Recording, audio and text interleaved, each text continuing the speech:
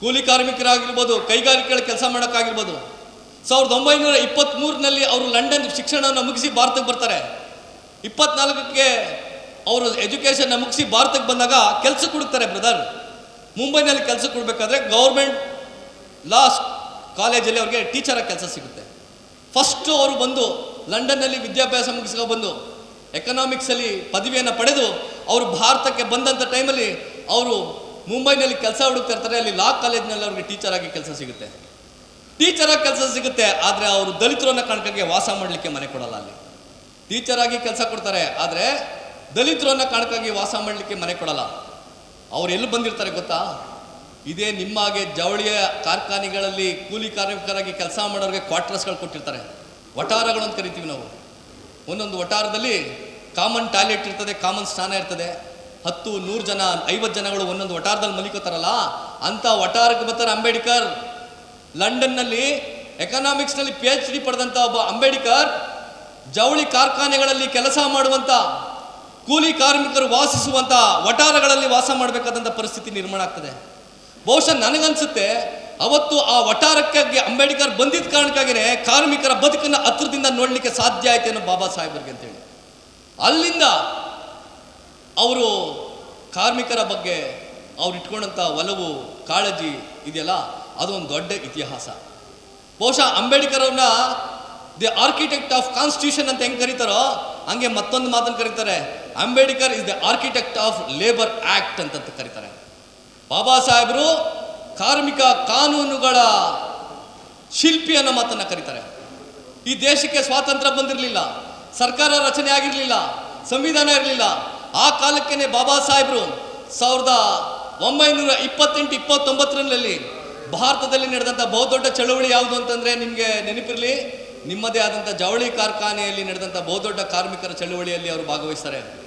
ನಿಮಗೆ ಗೊತ್ತಿಲ್ಲದೆ ಬಾಬಾ ಸಾಹೇಬ್ರ ಜಯಂತಿಯನ್ನು ಆಚರಣೆ ಮಾಡ್ತಿರ್ಬೋದು. ಎಷ್ಟು ಪ್ರಸ್ತುತ ಅಂದರೆ ನೀವೇ ಮಾಡಬೇಕಾಗಿತ್ತು ಜಯಂತಿಯನ್ನು. ರೆಡ್ ಆ್ಯಂಡ್ ಟೇಲರ್ನವರೇ ಮಾಡಬೇಕಾಗಿತ್ತು.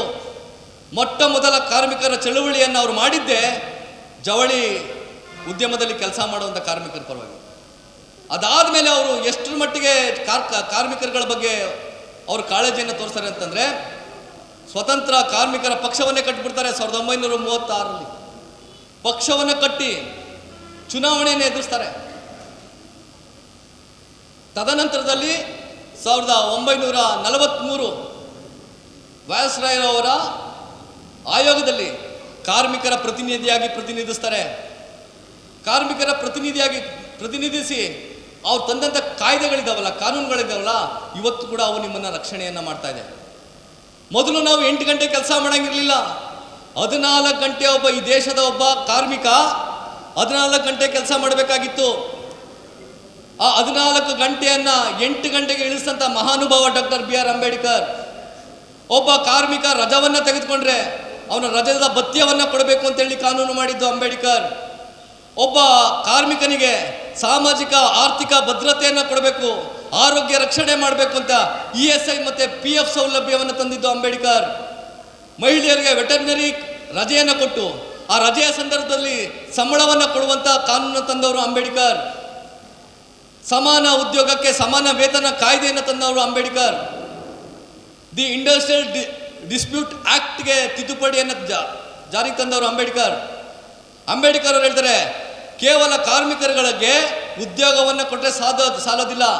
ಅಂಬೇಡ್ಕರ್ ಅವರು ಎಷ್ಟು ಮುಂದಕ್ಕೆ ಹೋಗಿ ಯೋಚನೆ ಮಾಡ್ತಾರೆ ಕಾರ್ಮಿಕರ ಬಗ್ಗೆ ಅಂದರೆ, ಕಾರ್ಮಿಕರ ಜೀವನ ಎಲ್ಲಿವರೆಗೂ ಸುಧಾರಿಸಲ್ವೋ, ಅವನು ಸ್ಟ್ಯಾಂಡರ್ಡಾಗಿ ಬದುಕಲ್ವೋ, ಯಾವ ಕಾರ್ಮಿಕ ಅವನ ಉದ್ಯೋಗದಲ್ಲಿ ಅವನಿಗೆ ಗೌರವ ಸಿಗಲ್ವೋ, ಭಾರತದಲ್ಲಿ ಜಾತಿ ವ್ಯವಸ್ಥೆ ಎಷ್ಟು ಕ್ರೂರವಾಗಿತ್ತೋ ಅದಕ್ಕಿಂತಲೂ 2ರಷ್ಟು ಕೈಗಾರಿಕೆಗಳಲ್ಲಿ ದೌರ್ಜನ್ಯಗಳಿತ್ತು. ಜಾತಿಯ ಕಾರಣಕ್ಕಾಗಿ, ವರ್ಗದ ಕಾರಣಕ್ಕಾಗಿ ಕೈಗಾರಿಕೆಗಳಿಗೆ ಶೋಷಣೆಯನ್ನು ನಡೀತಾ ಇತ್ತು. ಆ ಶೋಷಣೆಗಳನ್ನು ತಪ್ಪಿಸ್ಬೇಕು ಅಂತೇಳಿ ಅವರು ಕೈಗಾರಿಕೆಗಳ ಒಳಗಡೆ ಹೋಗುವಂಥ ಕೆಲಸ ಮಾಡಿದರು. ಇವತ್ತು ತಪ್ಪಿದೆಯಾ ಹೇಳಿಯಪ್ಪ ನೋಡೋಣ. ರೆಡ್ ಆ್ಯಂಡ್ ಟೇಲರಿಂದ ಹಿಡಿದು ನಂಜನಗೂಡಲ್ಲಿರುವಂಥ ಅಸಂಖ್ಯಾತ ಕೈಗಾರಿಕೆಗಳಲ್ಲಿ ಜಾತಿ ಇಲ್ವಾ? ನಡೀತಾ ಇಲ್ವಾ? ಹೈಯರ್ ಆಫೀಸರ್ಸ್ಗಳಿಂದ ಕಿರುಕುಳ ನಡೀತಾ ಇಲ್ವಾ? ಬ್ರಿಟಿಷ್ ರಾಜ್ಯದಲ್ಲಿದ್ದಂಥ ದೌರ್ಜನ್ಯ ಇವತ್ತು ಭಾರತದಲ್ಲಿ ಇಲ್ವಾ? ಇವತ್ತಿಗೂ ಕೂಡ ಇರೋ ಕಾರಣಕ್ಕಾಗಿಯೇ ನಾವು ಇವತ್ತು ಎಚ್ಚೆತ್ತುಕೋಬೇಕು, ನಾವು ನಿದ್ದೆ ಮಾಡಬಾರ್ದು ಅನ್ನೋ ಮಾತನ್ನು ನಾವು ಹೇಳ್ತಾ ಇದ್ದೀವಿ.